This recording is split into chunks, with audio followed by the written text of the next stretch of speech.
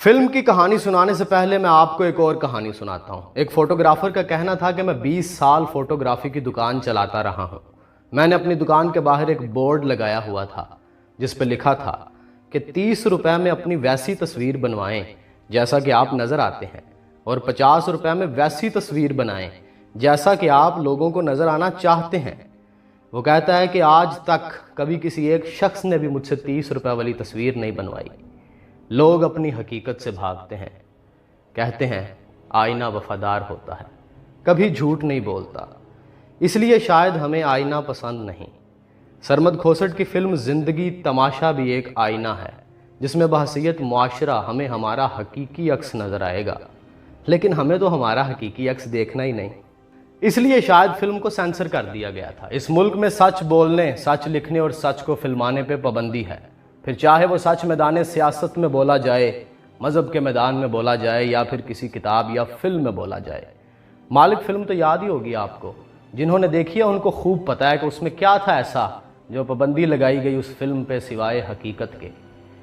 میں ہمیشہ ایسی کتابیں پڑھنے کا مشتاق رہا ہوں جن پہ پابندی لگائی جاتی ہے، جن فلموں کو سینسر کر دیا جاتا ہے، کیونکہ ان میں ایک نیا زاویہ، ایک نیا نقطہ نظر ہوتا ہے، اور یہ فلم حقیقت کے قریب تر نہیں، میرا یقین کریں عین حقیقت ہے۔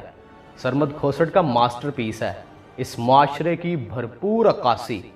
فلم کے بارے میں آپ لوگوں کے کمنٹ پڑھ کے آپ کو اس فلم کی کلاس کا اندازہ ہو جائے گا۔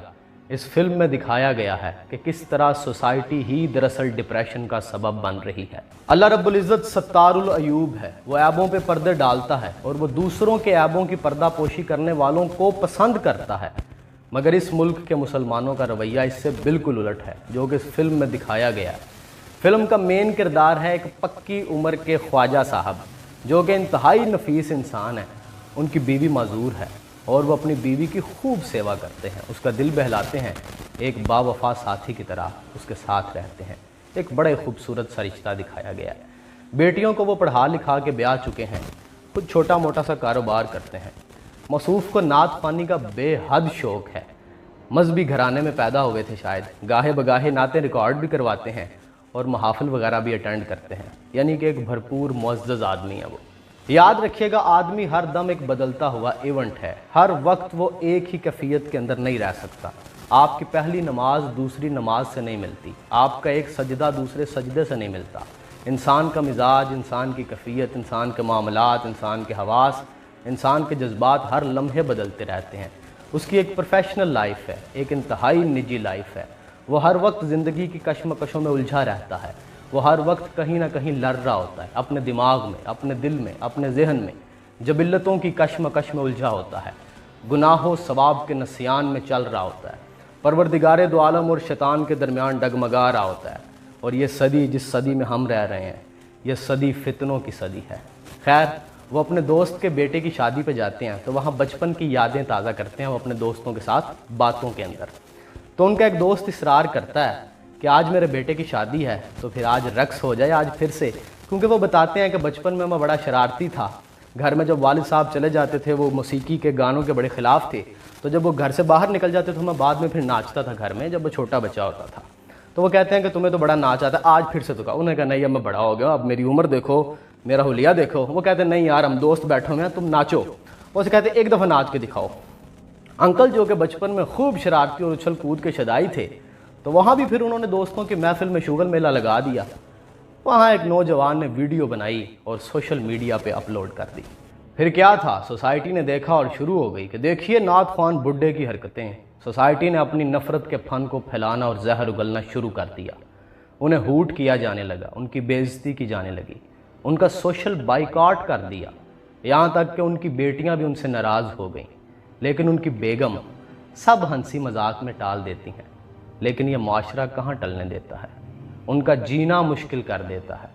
ایک دن بڑی محبت اور شوق سے وہ میلاد پہ نعت پڑھنے کے لیے جاتے ہیں، کیونکہ انہیں بڑا شوق ہوتا ہے نعتیں پڑھنے کا، لیکن وہاں سے انہیں دھتکار دیا جاتا ہے۔ بڑا دردناک سین ہے یہ والا۔ پھر ان کا ایک داماد کہتا ہے کہ معافی مانگ لیں سوشل میڈیا پہ آ کے، شاید دوبارہ بات بن جائے۔ تو پھر معافی منگوانے کے لیے ایک مولوی صاحب کی خدمات حاصل کی جاتی ہیں۔